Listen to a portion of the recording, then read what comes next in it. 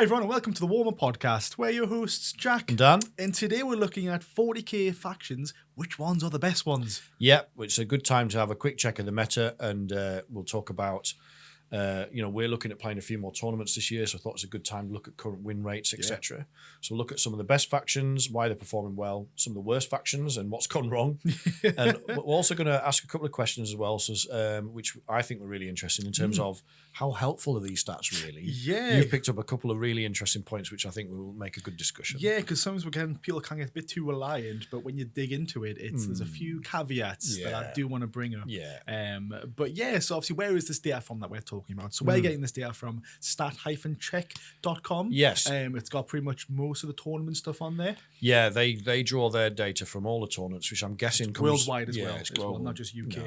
And I'm guessing it comes via the BCP app. Must be.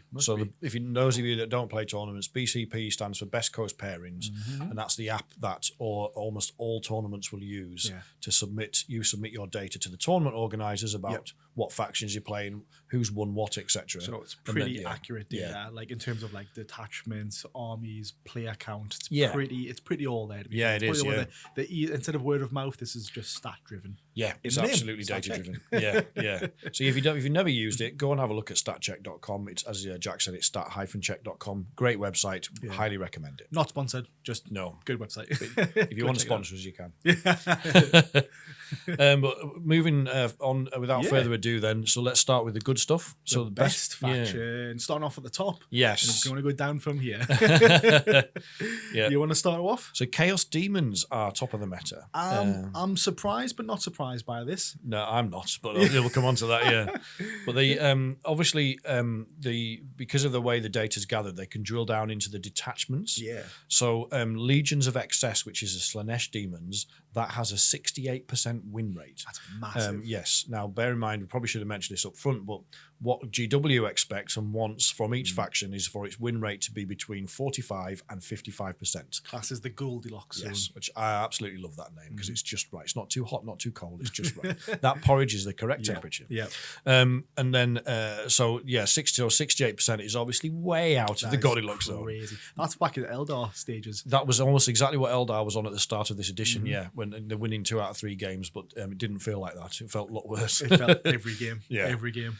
But next up is Plague Legion, which is the Nurgle Demons. They're also out above the Goldilocks zone at 58%. Pretty solid. And the Demon Soup one, Demonic Incursion, where you've got a little bit, you can bring a little bit of everything. Yeah. That one's only at 49%. So that's almost exactly where GW wants to see it to be. Yeah. But that's obviously the other ones. It's what's just. I mean, that Slanesh one is just. It's insane. Throwing it up there. It's crazy percentages. And I thought it was worth us talking about our experiences against going into these factions, because we do play against demons fairly regularly. Yeah, we do. We absolutely do. So we've got a friend who plays demons quite well, to be fair. He does, probably worth mentioning. Too well. It's getting awfully suspicious. But yeah, honestly, just my experience personally is just that they're super tough. Oh, yeah. If you target, for me, if it's all about target prioritization. Yes, absolutely. Like if you start looking at the wrong person and start shooting that person, there's just no need. So the one I'm referring to is the Great Unclean one. Oh my goodness! I hate him. I absolutely hate him. Well, you can give him an enhancement for Endless Gift. Is what's called. It's an enhancement. It gives that Nurgling. He'll have a 5-up Feel No Pain. But if he is within his Shadow of Chaos, he has a 4-up Feel No Pain. Yeah. So he has 20 wounds. Quite like a 4-up invuln, 4-up invuln, 5-up if not 4-up Feel No Pain. Right. But then he also gives out an aura of a 6-up Feel No Pain to surrounding demons. So again, it's that element of like he is tough, he makes everyone else tough around him. Yeah. And it's just it's disgusting. What I found with them demons, I've played into our friend Dan's demons 2 or 3 times. I've got flattened every single time. I've managed to beat him a couple of times. Yeah. One with my Necrons, that was a very close game, and then the one with my Imperial Knights, which again, very close game. Imperial Knights is probably a good matchup. Yeah. And high damage weapons coming at Yeah. him. Just to, again, yes, he has the feel no pains, but had so much damage coming through him with the melters and such that were there. It was tasty. He just keeps making all his 4-ups against me. He's virtually his whole army as a 4-up invan, and he just rolls all his 4-ups. That's the only armies it's he just picks. soul destroying. He just picks, with any I'm army. just like, Custodies. all right, okay, so I've done no damage again here. Yeah. Like you put like literally, I was playing Dark Eldar and literally put like, I think it was something like 13 Dark Lance shots into one demon and did 2 damage or something, 3 damage, and just like, this is a bit soul destroying. Yeah, it certainly is. Yeah. I had some interesting feedback from a friend of mine, a friend of ours, Barry, who's a member of our club and is also on our Discord. And he plays demons and plays into demons a lot. And he was saying the best thing to do is kind of try and ignore the big ones. Yeah. Says if you focus down their point scoring units, then you can limit their ability to point score. Fast, it's almost like speeders. I don't know what they're called. Demon flyers. They're super fast, like 12-inch move, assault and such like that. They can just get them on the board. Yeah. Deep strike as well. Bellico as well. He's a nightmare. Honestly, people verse Bellico because he has like this aura, allows them to deep strike in around him as well. So that gets away from the 12-inch, 9-inch anti-deep strike or whatever. Yes. That obviously is a core in the core rules. Yes. And the one I struggle against the most, I think, is Shalaxi, who's a Slaneshi demon, and she's a beautiful model. Yeah. But it's she packs a real punch. She can reduce your attacks by 1 in melee, so you can't go and whack her with your melee unit that you normally kill things with because it'll bounce. Yeah. She's a real pain, and she hits like a truck. So it's almost justified to know why they're up there because they are super annoying. Well, the big ones, like you said, even the little ones, but the big ones move fast and hit hard. So if you don't have enough units to screen them, and if you whiff or they make all the 4-up invulns when you're trying to take them down, you're just going to struggle. As soon as they get in your backline, then Bellico just starts dropping them. They just every time I play them, I focus fire on a couple of them. I do no damage, and then they just walk through me. And then that's it. Game Once over. they're in my backline, that's it. Like if you screen them to make them come in their own deployment, you got some sort of chance to force them up the mid board. But again, the backline, that's kind of it, unfortunately. Game over. Game over, man.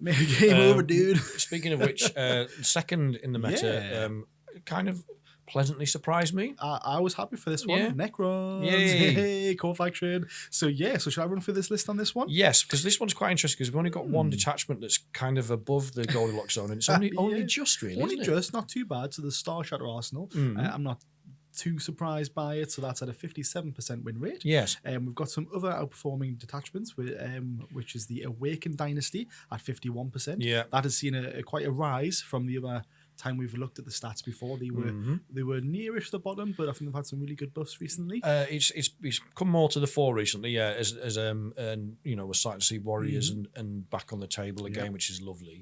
But it's a very specific way to play them. You have to play them to make it work, I think. Absolutely. But then the third one also surprised me. Yeah, Obeison's Phalanx at 49% win rate, pretty good. Following alongside that, we've got the Hypercrypt and Annihilation, both at 47%, and the Canopter Court at 46%. Yeah, that's still just suffering from the nerfs they gave it. It just shows that don't put your eggs all in one basket. Like everyone hopped on the Canopter Court thing. It was very strong when it came out. Bought up the race with the Technomancer and whatnot, and then they're just down at the bottom now for the changes. Yeah, they just made they're slightly, in my opinion, slightly too expensive wraiths now to make it viable. Well, that's it. But the thing is, like by themselves, if you look at the stat block, it's still a fantastic unit. But again, it's the points. I think they're like 300 odd points. Yeah, for it's one expensive unit. now. It's not great. It was obnoxious because you could take 3 units of 6, and your opponent just simply couldn't. Yeah, it was a real, if you excuse the pun, but a real stat check for a lot of armies because if you didn't have the ability to chew through all of those, then you were losing the primary game because they would just sit on the objectives. But what are your thoughts about this one? I'm not surprised by the Star Shatter one. You know, it's one of the newest ones out there. Came out in Christmas time for the Grotmis calendar that was coming out. The core stratagem, the core rules is good for the detachment. I think it's at the +1 to hit when they're on an objective, and vehicles and mounted units have the assault keyword. Yeah, and a lot of the strats synergize with vehicles and mounted, don't they? Yep. And this was an interesting one because for a lot of established Necron players, it didn't require you to run out like you just mentioned with Canoptic Court. Everyone was running out and buying more wraiths. Yeah. Whereas I already had all the wraiths because I loved them. You bought them all the already. wraiths, yes. But this one, it was almost like you could take a list from something else like Awakened or whatever, tweak it a little bit, and just off it went. Just whack it in there, yeah. Because basically every unit can benefit from the detachment rule. Whereas if you look at like the Annihilation Legion, which is close to my heart, only the Destroyer cults or the flayed ones can benefit from that those abilities and stratagems. So this Starshot one is just less. It's all embracing. It's all inclusive. Yeah, it's very inclusive, and I think. No disrespect to people that play this, but I think it's also relatively easy to pilot.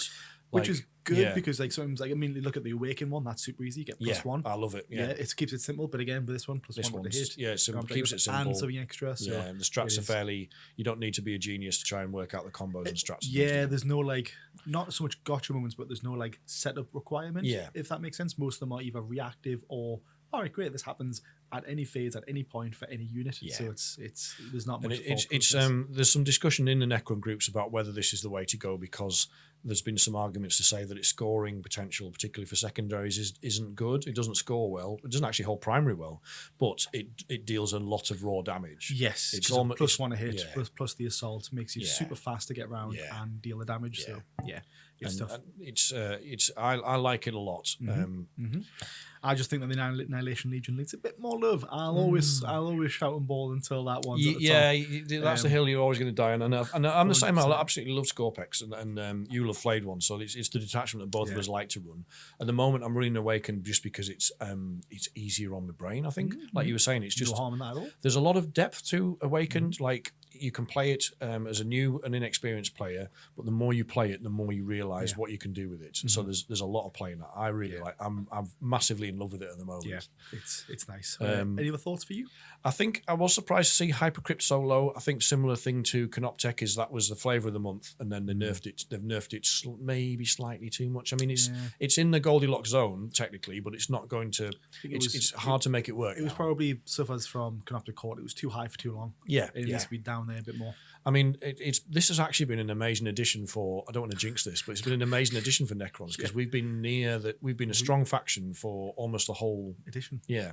I mean, we deserve it because in 9th we were awful. And I'll stand by that. Yes, we were awful for like a year and a half. We were an early Codex in 9th, and then and we were awesome to start with, and then because of the Codex creep, we were bad for a long time. A long time. We could do no damage.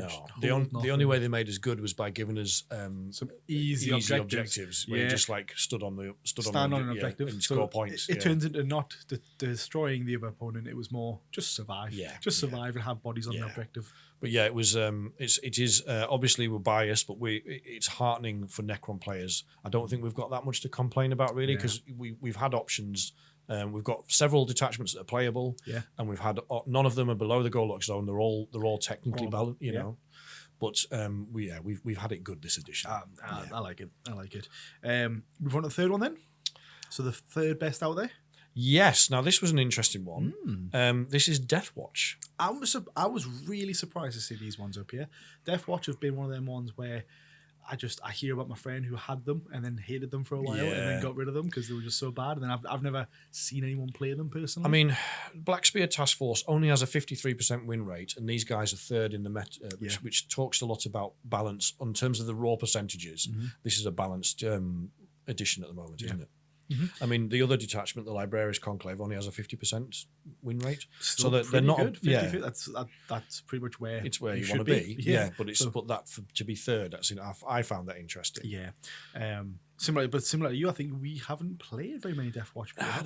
They're not a massively played faction. Certainly not in our locale. We don't see them a lot, and none of our pals play them. So it's a dark horse, for us. And I think you picked out some interesting stats here in terms of players. Yeah. So again, I was looking at this. Oh, bit my tongue. Ouch. I was looking at the stats and whatnot for all the different the ones up top. So again, you've got the Chaos Demons. Now I was interested because if you look at the number of players and the number of matches played. Oh, so you can drill right down into how many people are playing it and how many matches they've had. Exactly. That's good. Yep. So again, it's really interesting to kind of really see, right, where is everyone playing. So Uh-huh. if you dive in a bit more, so the Chaos Demons had 217 players with a total of 1,141 total games played to give you the percentage. Yeah.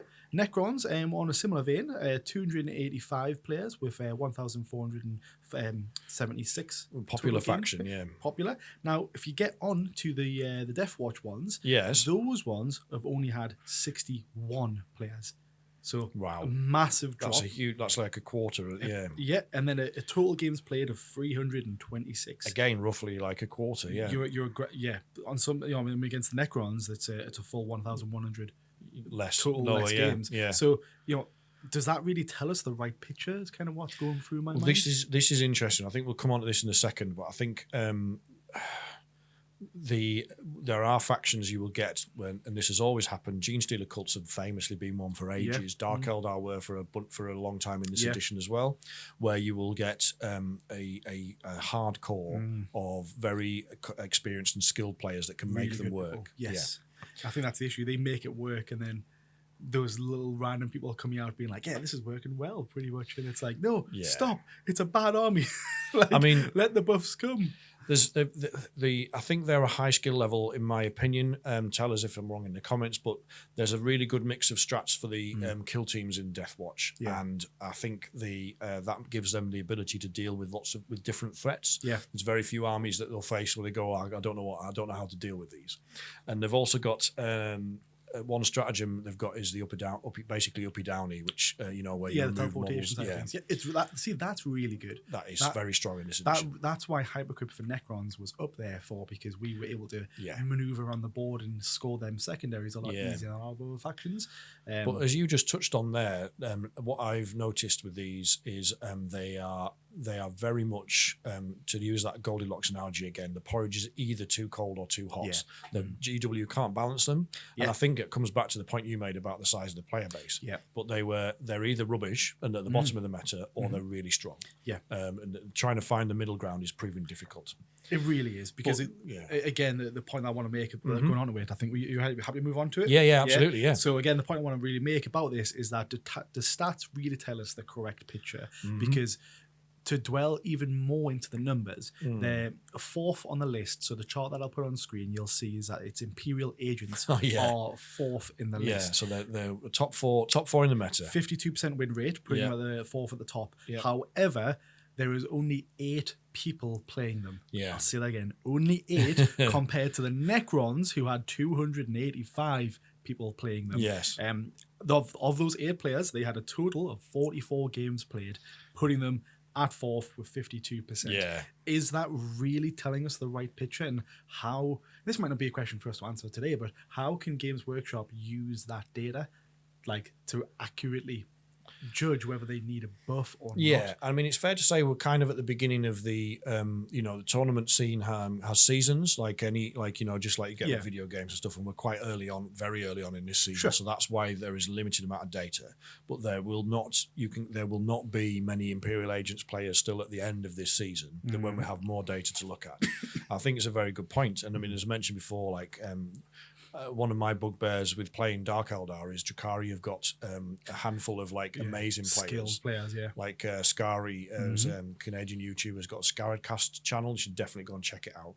But he came 5th or 6th, I think it was, at the LVO with Drakari. Now, it's because he's one of the world's greatest 40k players. Yeah. He can do that. Yeah. But the rest of us can't. Or most of the rest of us can't. So it's those factions that have a small player base and the faction has a high skill level, like Deathwatch or Imperial Agents or in the past Genestealer cults, those stats are going to be skewed by that small number of people that are very, very good with them. Now, do you think that we're sitting here being like, how dare those skilled players bump up our win rate? Do you reckon they're that person you mentioned there is on the flip side and being like, how dare you bring down my win rate?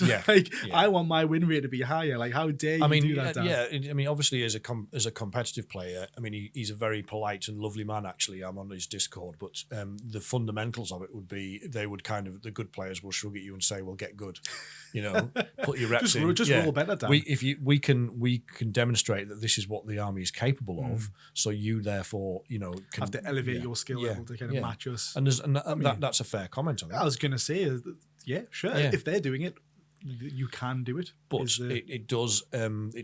I think it becomes a self-fulfilling cycle because if they keep nerf, like Drukhari have had, I think, 3 sets of nerfs now, something like that. Like they keep whacking the points up on various models, and it's becoming like I've played a few games, and even my opponents have said it does feel like your arm's shrunk. You're missing a unit now. It was like you've lost a good couple of 100 points easy now, and that's 10% of your list, and that's massive. Yeah, for having the opportunity to score them secondaries, you need them. You do, and then therefore, if GW is looking at the data at face value and applying nerfs at face value, then that's not going to encourage new players into that faction because it's too hard to play. Yeah, it actually narrows it down it further into those super skilled people, which skews the data more, and around we go. Yeah, so there is a challenge there, and it's not just me being salty saying I'm not good enough to make this work. Give me some more points.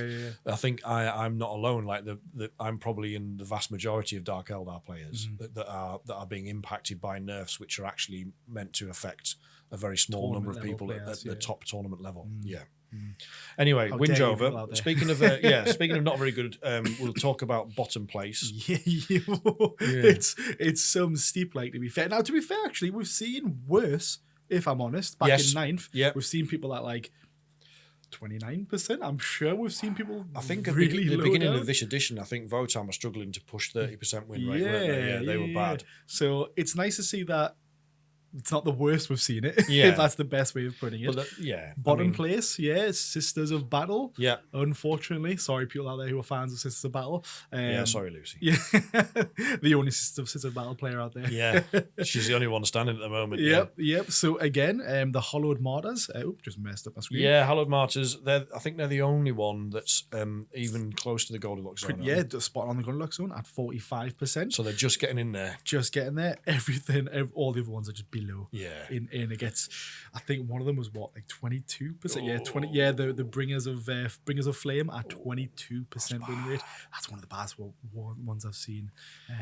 That is. Yeah, and again, I think I've played into them a couple of times this edition, but again, they're not in our kind of meta, local meta. But where's it gone wrong? What's your experiences? For me, it's like if you look at the Bringers of Flame one, for example, that is at a 22% win rate, as we just said. Their detachment ability gives them assault and +1 strength to their weapons. Yes, which sounds good. It sounds good on paper, but in order to get that +1 to their strength, you have to be within 6 inches. So like, let's say you do get it within 6 inches, your flamers are probably strength 4 to 5, probably max, maybe from 5s to 6s. If you don't destroy the unit, well, you're going to be in combat. And then if you're holding flamers, I don't believe you're going to have some good melee profile. So as soon as you get within 6 inches and flame them, you might do some big meaty damage. Sisters are very much like pointy-eared Eldar. They are very squishy, which they should be, but they're very glass cannon. But if you have to get in something's face at 6 inches, then you're going to die. You're going to hurt afterwards. And if they have flamers as well, then you're at a bit of a stalemate, unfortunately. Yeah, and they kind of get out-flamed by some, like even Space Marines, flamers are probably better, but Thousand Suns, they've probably got the best flamers in the game. Yeah, absolutely. That's kind of one of the things I was going to mention. Also, as well, they love their HQs. They have 4 out of 30 models in their range.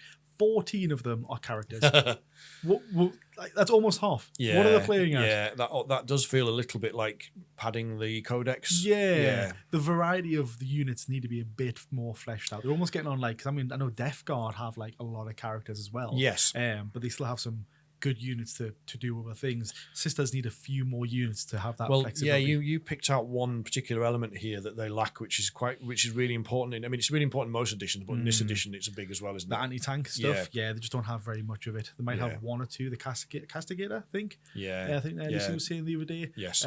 But realistically, the rest of them just they love the flamers. That's it's basically flamers and melters, which is very lore appropriate. Yeah. But melters can be very swingy swingy in this Yeah, edition. yeah. They just don't. Because they don't have the high strength to punch through the armor sometimes, do they? Yep. Well, So, the toughness. Well, that's it. If they get through, they look good, but it's the getting through part that really sucks for them. So as much as sad as that is for them, it's going to be a fun time to you this afternoon, isn't it? Well, we'll see. Yeah. So we're playing obviously Sisters of Eldar, who we're talking about, Lucy and Emma from it. So yeah, check them out if you haven't already. But we're playing them today, so looking forward to that. Yeah, they're on Instagram as Sisters of Eldar, and they make fantastic, loads of fantastic funny reels. But they're also doing some brilliant work for women in Warhammer, which is much needed. So yeah, definitely go and check them out, please. Yeah, good. But anything for you for Sisters of I mean, I think the main thing that we haven't covered is that they just got nerfed too hard. Like they were GW seems to be struggling to balance them because they were pretty strong when their codex came out. Their codex was, as we all, it's overused word, but it was very spicy. Yeah. Like it was good. Yeah. And the main reason it was good was because they like OG Eldar, Index Eldar. They have a similar mechanic, but it's miracle dice called instead of fate dice. So you can proc sixes and whatever you need from those dice. Yeah. And there was you got bucket loads of dice, and they've addressed that and said you're getting too many dice, but now you don't get enough. So their army mechanic is still strong, but they can't use it and interact with it as much as they need to. Yeah. So it's just a case of the game where like the pendulum swung too far the other way. They just need to find some middle ground. They do need to bring it back a bit more. And I think that will make that's probably all they need to do is just sort the miracle dice out, and I think they'll just get them back to where they need to be. So if we lose today against them, let's just hang up our coats and let's pack this in. Yes. We'll see how it goes though. Yes. But yeah, fantastic. Well, that's Sisters of Battle. Should we move on to the second from the bottom? Yeah, and this also surprised me because one of our pals has just unveiled this. He built this army entirely in secret, didn't he? And surprised us with it. From there. Did an amazing job. He did, yeah. So Black Templars are popping up there again. A bit weird. Bit of a I don't. one. I'm gonna.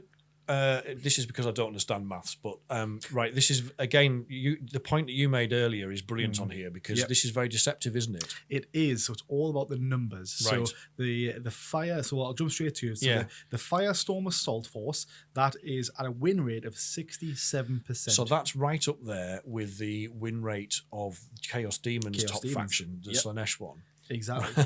So it's like, but these guys are at the bottom of the meta. On the complete flip side, because the other ones are just super bad. That's so bad, right? Yeah. But again, if you drill into the numbers, if you look at the Firestorm Assault Force, that has only had one person play that detachment. Right. They've played a total of 6 games. Right. Putting them at a pretty high win rate. Right. So it's only one person impacting that one. It's very early in the meta, isn't it? So that might wash through. Yeah. But I have seen did dive onto Templars Reddit, and there was a few people on there that have been bigging up. Firestorm is a vanilla Marines detachment in the Marines Codex, but obviously Black Templars can take that. Yes. And it just, there's been a few people on there arguing its case for a couple of months, saying this is why they think it's good. But again, I think it might be one of those instances where a couple of really good players have, like, well, in this case, one good player has really cracked it. Yeah. But what usually happens in the meta is somebody does that, like they find a new really strong combo list, and then it kind of filters through the community, doesn't it? Yeah, people adapt it, change it, make it better. Kind of thing. So it's going to be interesting to see if that one actually takes off. Yeah, I think that's a good way of putting it, to be fair. I played them the other day, Black Templars. Yes. Decent game. Luckily, I just pulled the win of my Tyranids. Yeah, it was a close game. Very close game, but we both completely agreed that if, because with this one, I forgot which detachment exactly it was, but at the start of the game, he can pick between sustained hits or lethal hits and something else. In this case, he chose sustained hits one. Yeah. Whereas I think, since I was playing a lot more bigger bugs, if he picked lethals instead, he might have beat you. We probably agreed that he would have won because there was a lot. When he charged in with his 20 blob chain swords, I think he had like 57 attacks. They get like orc numbers of dice on the charge. It's mental. He had to use his phone to work it out because there's so many of them going on. He didn't have enough dice. Yeah. We did agree that if he kind of had chose the right one, he probably would have took down my guys once he's got to grips with it a bit more. I'm pretty sure that's the Righteous Crusaders one. That's like the proper Black Templars one. Yeah.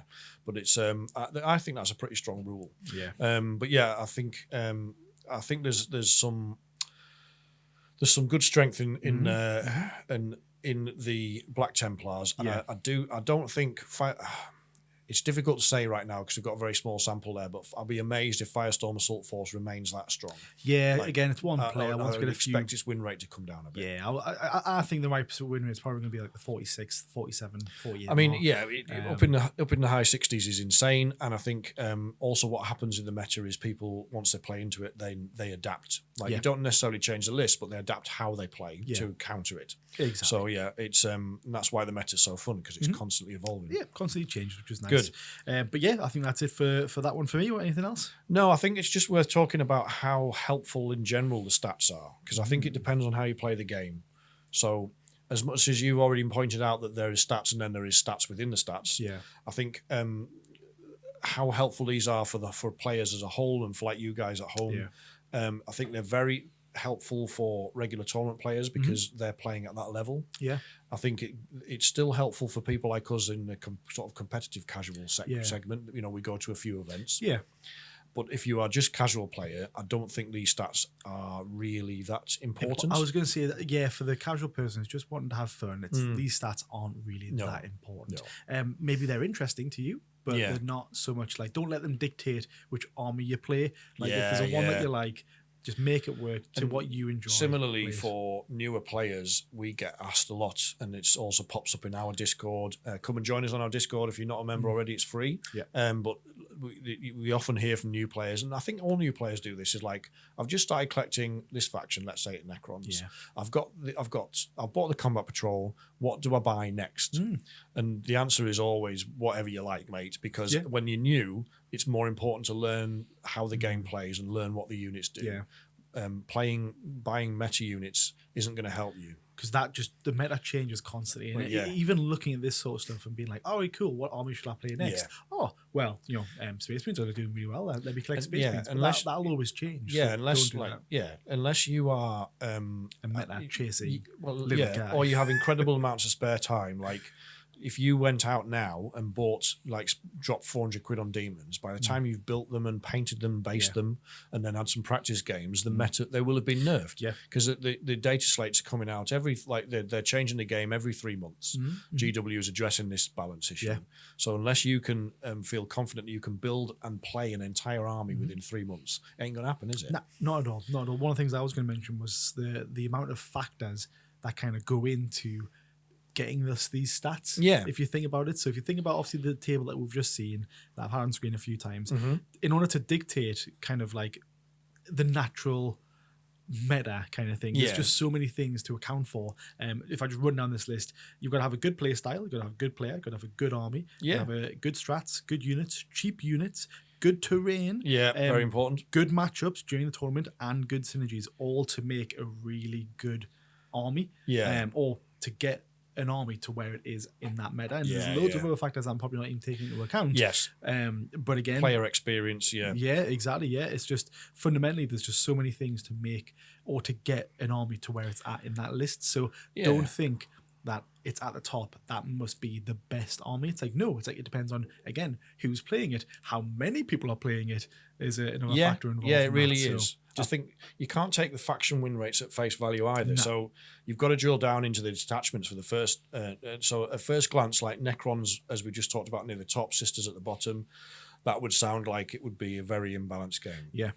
But obviously, it depends on what units you bring. Your opponent can breed. Your Necron player can say, "Well, I won't bring any meta units." Yeah. But also, I mean, if you drill down to detachment win rates, like if I played Canoptic Court and you played Hallow Martyrs, that's 46% versus 45% win rate. That's about as balanced as you can get. Yeah. So you can pick. If you're playing casually and you want to stay friends with your friend, try and work that out yourself. Just go for a good game, not so much of a stomp. But I mean, you had a great list there in terms of like, how you can, all of the factors that can impact a balanced game. But I mean, do you feel like that balance is a thing? Not really. It's kind of hard to pin down, isn't it? It is, because yes, I mean, fundamentally, do you need balance? It's a yes. Yeah. Of course you need balance. Is there a balance in 40k? Does the need? Well, yes, there needs to be. But again, it's like, it's really hard to say, because again, all them factors into account. I can't just say yes because I could be a crap player and blame the stats. Yeah, Be like, oh, yeah. that person's at the top and my unit's bad. It's like, Yes. no, mate, you're just playing bad. You could give me the Star Shatter detachment and give somebody from Vanguard Tactics like Stephen Box a Sisters detachment, and he would still want me. Yeah. Like, I would get tabled. Yeah, because he's a very good player. That is a massive factor. And I think there's never going to be this utopia where everything is equal. Yeah. But to me, the game still feels more balanced than it ever was. And I think it's like, rather than thinking of it as a yes/no question, it's like, is it sliding scale? Yeah, like sliding a percentage scale. kind of thing. Exactly. Like, exactly. Yeah. Like each one of them things I've mentioned have some percentage towards the win rate in order for you to win. Yes. So I fully agree. It's an interesting one. And I do think, like you say, there's a lot more to it than just picking a faction. You've got to pick the right units and enhancements. Yeah. You've got to learn how to properly pilot your list. Yeah. Like, and that means getting those reps in. So if you're serious about competitive play, you want to go to tournaments and not embarrass yourself, if winning matters to you, then all of those steps you have to take. You can't just take a strong list and expect it to do well. Probably worth mentioning as well is that like the core rules and like the rules knowledge, I would argue that you don't necessarily need to have the knowledge around each and every single rule out there, or like a rule around all the different armies. Yeah, it's more about just using your resources. Yeah, like the phone, the tablet, Warpedia and such. Warpedia, the Warhammer Plus, the Warhammer app, all that stuff. Yeah. Just make sure you're using it during your game, because again, it's not a memory game. It's all about just making sure that you just remember to just search the rule that's happening. Yeah. The amount of times I played a game and I forgot my core rule, and I'm like, I had this 4-up field up in the entire time and I didn't use it. Yeah, I'll do that all the time. Like, this unit has lethal hits. I keep forgetting it's got lethal hits. But hope that comes down to practice as well. When you get enough reps in, then you remember it, don't you? Exactly. Good. Well, I think we've that's been an interesting discussion. As early as it is in the meta, it's already interesting to see it's kind of taking a little bit of shape. Yeah. But also the ability to drill down into this data makes it a much more nuanced discussion, doesn't it? It really does. It really does. But I think that's a nice little talking point, to be fair. It was really good. Really good. Good. Well, I really enjoyed that. I hope you guys enjoyed it at home. We'd like to shout out a big thank you to our supporters as well. Yes, patrons and members. Thank you so much. I'll have your names on screen. If you're looking to be a member or patron, all the links will be in the description. So thank you so much for your support. Yeah, thank you very much. And we'll be back soon with another video. Thank you.